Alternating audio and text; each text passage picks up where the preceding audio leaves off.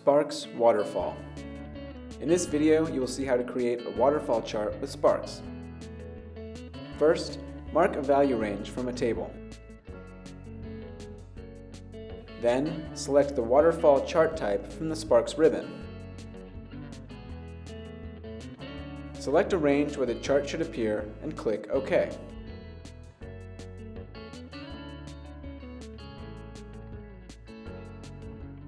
Click on the tool icon by the chart range to open the Sparks Manager. Click the button to the right of the sum pointer field or use F2 to select a sum pointer range.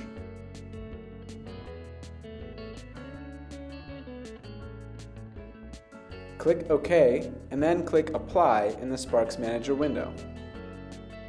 These parameters are then added to the Excel formula. You have now created a dynamic formula-based waterfall chart that can be further customized to meet your needs.